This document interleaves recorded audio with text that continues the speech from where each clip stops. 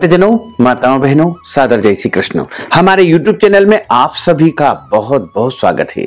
मैं हूं आपके साथ आचार्य धर्मेंद्र शास्त्री।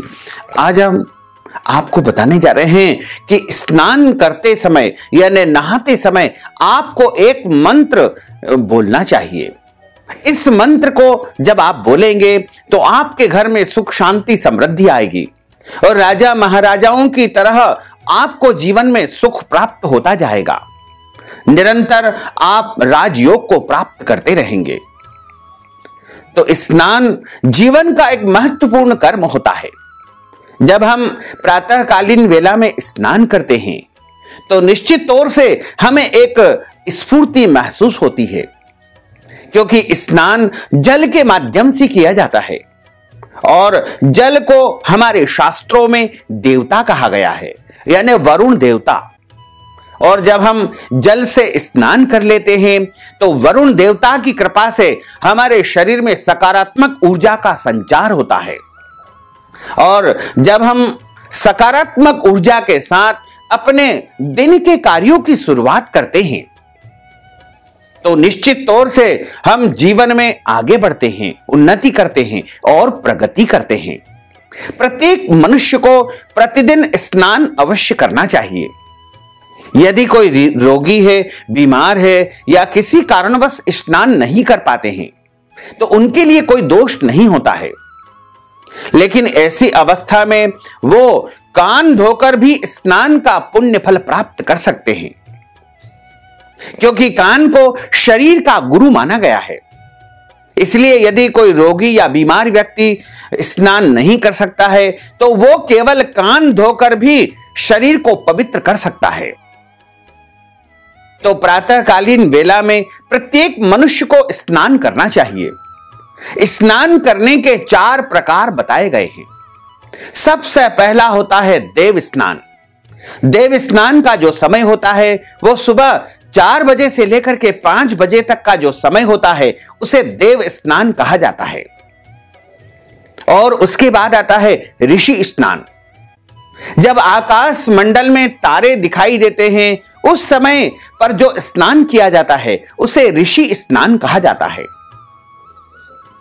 और उसके बाद आता है मनुष्य स्नान। सूर्योदय के पहले पहले जो स्नान किया जाता है उसे मनुष्य स्नान कहा जाता है। और सूर्योदय के पश्चात जो स्नान किया जाता है उसे दैत्य स्नान या राक्षस स्नान की उपमा दी गई है। इसलिए हमेशा प्रयास करें कि आप सूर्योदय के पहले पहले स्नान करके पवित्र हो जाएं।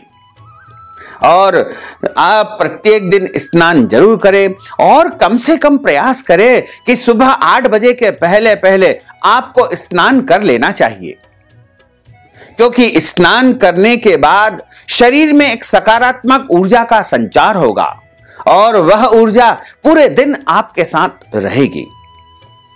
स्नान तो वैसे शास्त्रों में कहा गया है कि त्रिकाल समय में भी आप कर सकते हैं।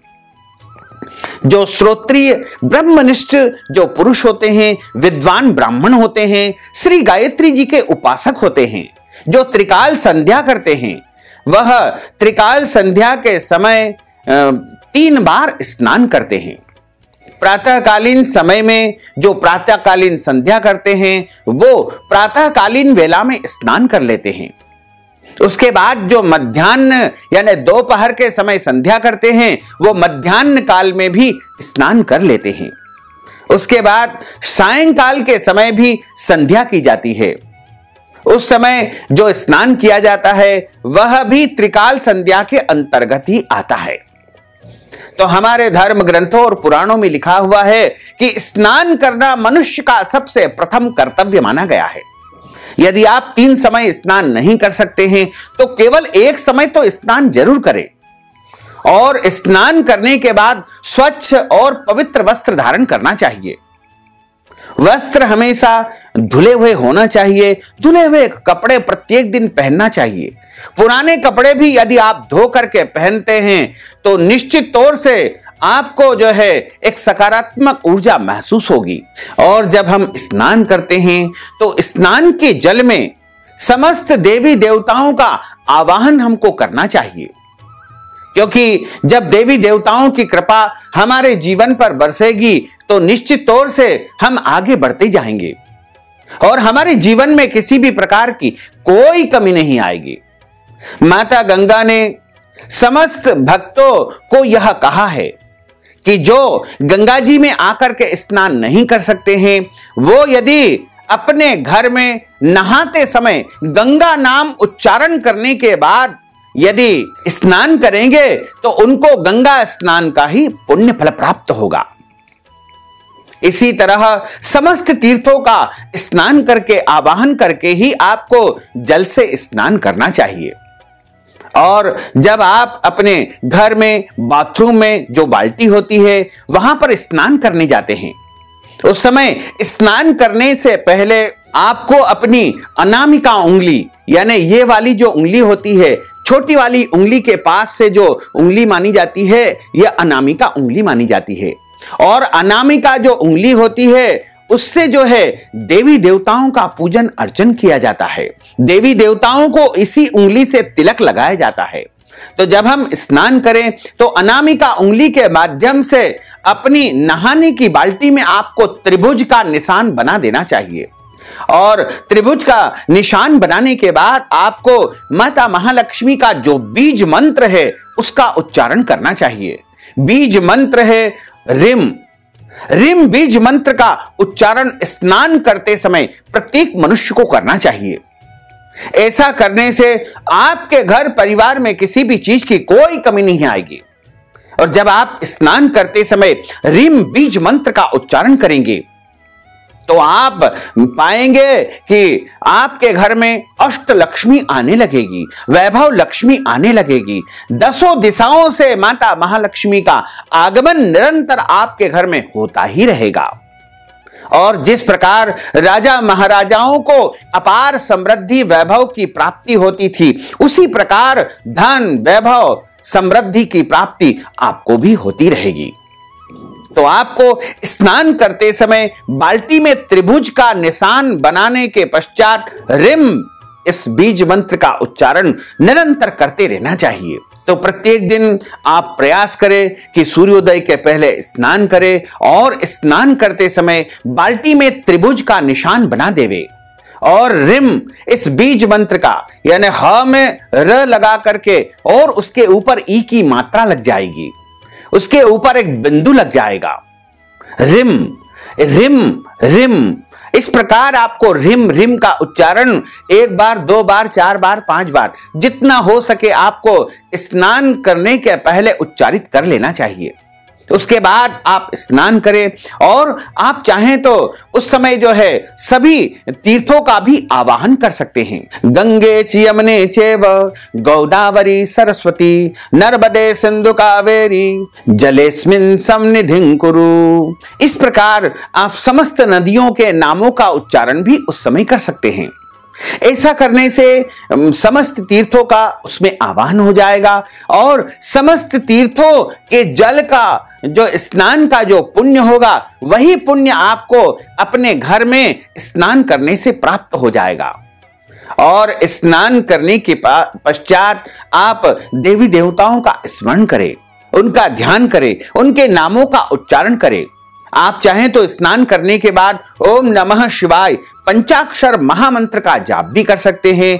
आप चाहें तो ओम नमो भगवते वासुदेवाय या श्री कृष्ण शरणम मम। इस प्रकार स्नान करने के बाद आप देवी देवताओं के नामों का उच्चारण करें और ध्यान रखें कि स्नान करने के बाद बाथरूम को आपको पूरा साफ सुथरा कर देना चाहिए, यानी वाइपर के माध्यम से उसको अच्छी प्रकार से पानी साफ करके रखना चाहिए। स्नान करने का स्थान हमेशा पवित्र होना चाहिए।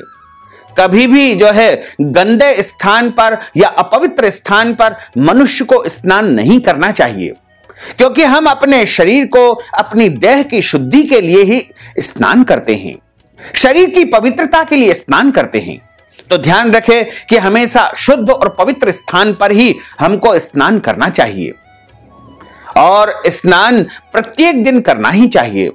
जब हम स्नान करते हैं तो सबसे पहले अपने पांवों को धोना चाहिए, उसके बाद पांव के ऊपर का भाग जंघाओं को धोना चाहिए, उसके बाद पेट को धोना चाहिए, उसके बाद हृदय पर जल डालना चाहिए, उसके बाद छाती के ऊपर, दोनों कंधों के ऊपर जल डालना चाहिए और अंतिम में गर्दन और मस्तक वाले भाग पर हमको जल डाल करके स्नान करना चाहिए।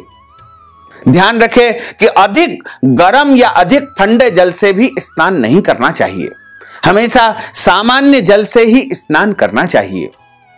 और स्नान जब हम करते हैं उस समय हमने जो मंत्र बताया है ओम ह्रीम, पुनः आपको एक बार बता दे, ओम यदि आप चाहें तो लगा सकते हैं, अनिवार्य नहीं है, लेकिन आपको ह्रीम इस बीज मंत्र का उच्चारण करते हुए स्नान करने के पहले लक्ष्मी जी का आवाहन कर लेना चाहिए। ऐसा करने से आपके घर में 10 प्रकार की लक्ष्मी, अष्ट लक्ष्मी और वैभव लक्ष्मी और समस्त सुख शांति समृद्धि की प्राप्ति निरंतर होती रहेगी और आपके घर में किसी भी प्रकार की कोई कमी नहीं आएगी तथा आपका परिवार हमेशा भरा पूरा रहेगा और परिवार के सभी सदस्य सुखी तथा संपन्न रहेंगे, स्वस्थ रहेंगे। तो भक्तजनों, माताओं, बहनों, अगर आप दान पुण्य के निमित्त अन्नदान, वस्त्रदान, गौदान या मंदिर की सेवा या गौ सेवा के निमित्त धन राशि प्रदान करना चाहते हैं तो आप हमारे पेटीएम के माध्यम से, गूगल पे के माध्यम से, फोन पे के माध्यम से या अकाउंट नंबर के माध्यम से नगद राशि पहुंचा करके महापुण्य लाभ अवश्य ही प्राप्त कर सकते हैं। साथ ही आपसे अनुरोध है कि हमारे इस ज्ञानवर्धक वीडियो को अधिक से अधिक लोगों को शेयर करिएगा, लाइक करिएगा, कमेंट करिएगा और यदि अभी तक आपने सब्सक्राइब नहीं किया तो अभी और इसी समय सब्सक्राइब अवश्य कर लीजिए। आपको और आपके पूरे परिवार को सादर जय श्री कृष्ण, सादर धन्यवाद।